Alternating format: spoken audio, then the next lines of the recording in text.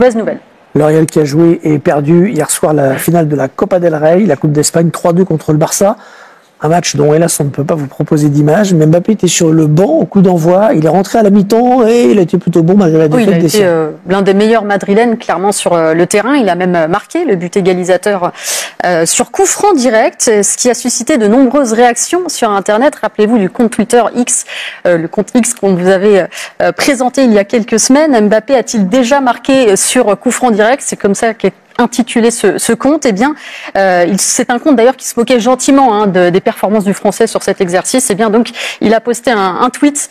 Ce compte, c'est fini, dévasté le compte, qui n'a donc plus grand intérêt aujourd'hui, avant de réfléchir quand même à se réinventer en Mbappé a-t-il déjà gagné la Ligue des Champions? C'est peut-être le futur nom de ce compte. C'était évidemment à prendre avec le sourire. Mbappé a donc marqué, et donc c'est lors d'une finale qu'il a marqué, ce qui fait que lors des 4 finales disputées avec le Real Madrid, il a toujours été buteur. C'est un fait, c'est factuel, mais n'empêche que c'est vrai et ça compte. Vous l'avez pas trouvé si bon que ça hier dans le match? Écoutez, oui, il a fait de bonnes choses. Il est à l'origine du coup franc, il marque le coup franc. Mais je trouve qu'il a un déficit physique. Il n'arrive pas à répéter les efforts. Il y a une action qui m'interpelle. À un moment donné, Vinicius, c'est lui qui donne le ballon à Vinicius. Vinicius part au but. Il doit l'accompagner et il s'arrête. Alors je ne sais pas s'il peut pas faire l'effort, s'il peut plus faire l'effort. Je ne sais pas s'il a un problème ou si c'est tellement habitué à faire peu d'efforts qu'il n'en fait plus, quoi, tout simplement. Donc je ne sais pas. Je le trouve très bon quand l'équipe de Madrid gagne.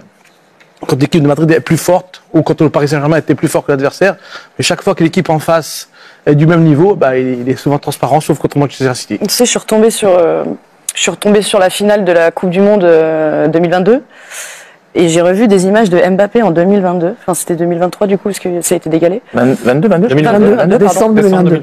Et parce que c'était en décembre, voilà, pardon. Et en fait, je me suis rendu compte que, en fait, on a oublié.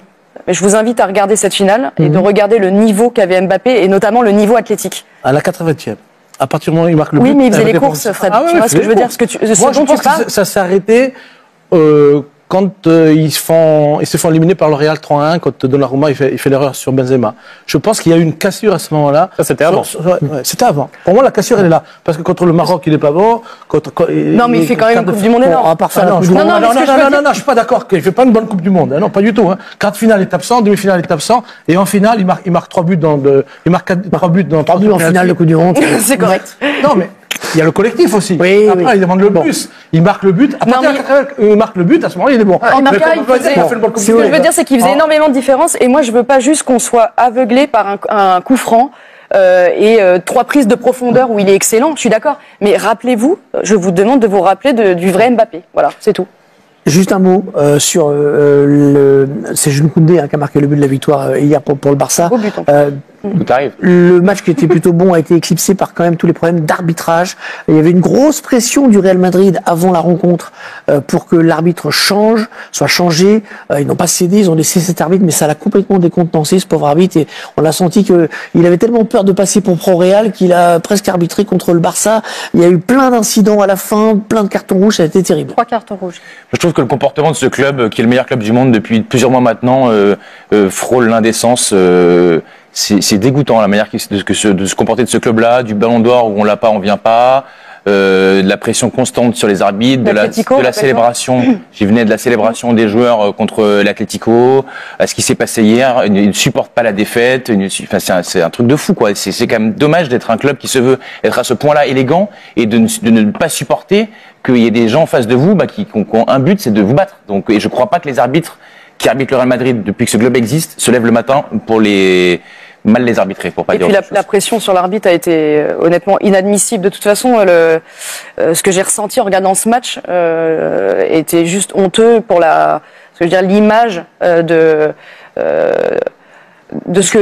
du respect qu'on doit avoir pour un arbitre. Hier, franchement, toutes les décisions étaient insupportables et j'ai eu de la peine pour l'arbitre. Je l'ai senti. C'était malsain. Obligé de se justifier, il faisait beaucoup de pédagogie, il essayait. Mais c'était un excès presque, le pauvre, tu vois. Mais on peut rappeler qu'il avait donné une conférence de presse 2 jours avant, il avait les larmes aux yeux à ce moment-là. Oui. C'était outre-Manche avec donc ce titre de champion d'Angleterre pour le Liverpool FC rendu officiel par la victoire écrasante face à Tottenham cet après-midi, face à Tottenham à Anfield. Oui, c'était le match du sac. 35 ans que les supporters de Liverpool attendaient de vivre un titre avec du public dans le stade d'Anfield et quelques heures déjà avant le début de cette rencontre, lors de l'arrivée du car des Reds de Liverpool, il y avait une foule assez impressionnante, une ambiance exceptionnelle également lors du You'll Never Walk Alone d'avant-match. Et sur le terrain, eh bien, cette équipe de Tottenham en face, pendant quelques minutes, elle a un peu gâché la fête. Ouais, on failli gâcher la fête avec un but d'un ancien de la maison, Dominique Solanke, l'ancien attaquant de Liverpool qui a marqué le premier but. Mais pendant 4 minutes et 31 secondes, Liverpool n'a donc plus été virtuellement champion jusqu'à ce but de Luis Diaz, parce qu'il ne manquait qu'un point à Liverpool pour être officiellement champion. Et ensuite, la machine était lancée à l'image de ce but magnifique de McAllister. Une belle frappe pied gauche, magnifique. Le gaucher. Ils sont souvent spectaculaires ces buts, McAllister. En quelques minutes, Liverpool a tout retourné et va inscrire avant la pause un 3e but. Cody Gakpo. Tout en finesse. On a senti qu'ils étaient passés à la vitesse supérieure, parce que gagner le titre à la maison, ça n'a pas de prix. Donc je pense qu'ils vont accélérer pour vraiment fêter ça avec leurs supporters à la fin. Mais il manquait quand même une chose, un but du meilleur buteur, évidemment, de Liverpool, Mohamed Salah, 63e minute. Regardez son déplacement, comme il s'écarte, comme il est patient. Il se retrouve dans une situation très très favorable. Bon, j'ai un peu de la peine pour l'arrière-gauche. L'arrière-gauche est patient aussi. Il est passif. Passif.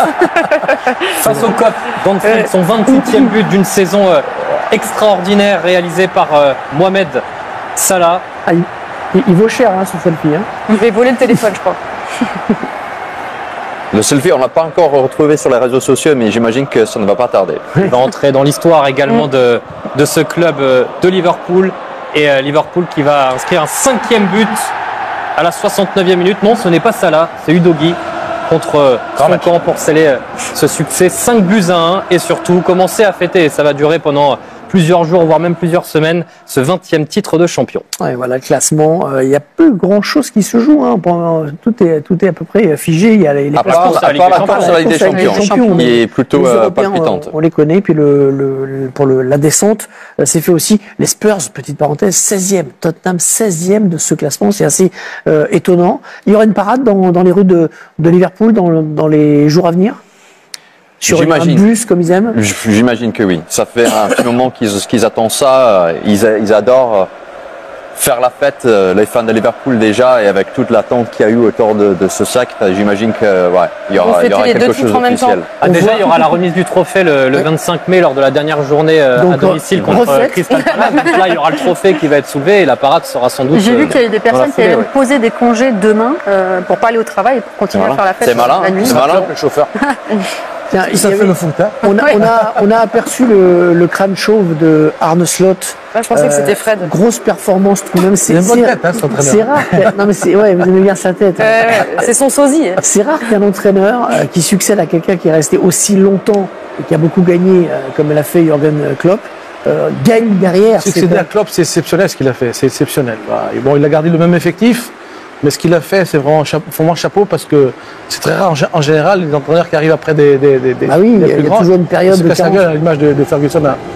Ferguson, Wenger, il y a pas mal d'exemples que l'on peut citer et à mettre à son crédit aussi, je trouve, c'est que sans renouvellement, vous l'avez dit, énorme du vestiaire, c'est-à-dire que les forces vives étaient déjà là. Donc, en ayant fait évoluer le jeu, malgré tout. Le jeu, bien sûr, mais je veux dire, il n'a pas bénéficié de l'apport de nouvelles recrues qui auraient été. Un joueur qui est arrivé, c'est Chiesa, qui n'a pas du tout participé. Il a moins joué.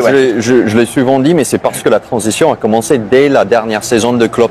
Tous les nouveaux joueurs, ils sont arrivés l'été avant, et donc en fait, l'effectif n'a pas trop changé. Il n'y a que l'arrivée de Chiesa qui n'a pas joué, mais déjà.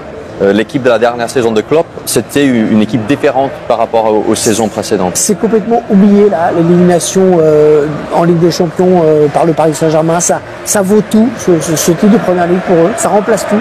Oui, je pense. Il y avait pas mal de déceptions autour de cette élimination par Paris, mais ça fait tellement de temps que Liverpool attend ce sac et surtout, comme disait Gauthier tout à l'heure, ça leur permet d'égaler le record de United, et c'est ça qui compte avant tout pour les fans d'Air. Et c'est premier titre de champion pour Ibrahima Konaté qu'on va retrouver avec Joris Sabi. Ibrahima, c'est écrit là. C'est dans votre cœur aussi. Vous êtes champion d'Angleterre. Racontez-nous ce que vous vivez depuis une demi-heure là. C'est incroyable. Franchement, dès l'arrivée au stade, en toute humilité, je savais qu'on allait gagner parce que c'était spécial. Ce qu'on ressentait, c'était inédit. Même les joueurs dans le bus, ils n'étaient même pas à leur place. On était tous debout en train de regarder ce que les fans y faisaient. Et encore plus aujourd'hui, il n'y a pas de mots pour décrire ce qui se passe. C'est vrai qu'on a senti, Olivier, nous de l'extérieur. Quand on a vu les images, on est arrivé très longtemps avant vous même. Il y avait beaucoup de monde. Les images du bus de l'extérieur, c'était fou, mais de l'intérieur, ça devait être, c'est vrai, irréel. Ouais, je ne sais même pas si vous m'entendez. Non, franchement, exceptionnel. Même s'il reste quelques matchs, mais là on a pris le game et c'est fini, hein. C'est fini pour nous. Il est sur un nuage, Ibrahima Konaté. On a vu des images de joie exceptionnelles. On a vu ce You Never Walk Alone qu'on a vécu en direct, celui post-match. Pas de violence, bon esprit, mais un peu facétieux quand même. Certains supporters de foot anglais. Racontez-nous ce qui s'est passé en marge de cette rencontre qui est assez incroyable. C'est une histoire assez exceptionnelle. Quelques supporters de Everton, entreprenants, donc grand club rival de la ville de Liverpool. Ils ont acheté des fumigènes bleus pendant la semaine. Ils les ont déguisés en fumigènes rouges. Ils les ont revendus aux supporters de Liverpool. Et il y a quelques images qui circulent. Là, c'est dans le stade, avant le coup d'envoi. Ça, c'est pendant le You'll Never Walk Alone. Un fan de Liverpool qui craque un fumigène en pensant que c'est un fumigène rouge. Mais en fait, non. C'est un fumigène Everton. Donc, bravo. Bravo à ces supporters des Toffees. Et on disait tout à l'heure combien c'était important de revenir à la hauteur de Manchester United dans le palmarès 20e titre. Le plaisir est d'autant plus grand pour les supporters de Liverpool que... On les accuse de tout, d'avoir volé des matchs, d'avoir acheté leur gloire. Mais quand l'histoire s'écrit, c'est toujours leur nom qui revient. Real Madrid, ici on ne parle pas de potentiel, on parle d'héritage. D'un club né pour briller quand les autres s'éteignent. Chaque victoire, contestée. Chaque trophée, minimisé. Chance, arbitre, triche. Comme si dominer le monde du football n'était pas déjà un exploit. Mais c'est ça, être le Real. Être craint, être critiqué, mais surtout être au sommet. Ils n'ont pas besoin de séduire. Ils imposent. Quand d'autres s'effondrent sous la pression, eux, ils grandissent. Ils frappent au moment parfait. Ils tuent le match quand il compte. Ils ont connu Di Stefano, Zidane, Cristiano. Aujourd'hui, c'est Bellingham, Vinicius. Demain, peut-être Mbappé. Les noms changent. L'ADN reste. Une exigence gravée dans le marbre du Bernabéu. Ici, on ne participe pas. On écrit l'histoire. Le Real Madrid n'a pas besoin de convaincre. Il suffit qu'il gagne. Encore. Et encore. Et encore. Parce qu'à la fin, c'est toujours eux qu'on retrouve au sommet.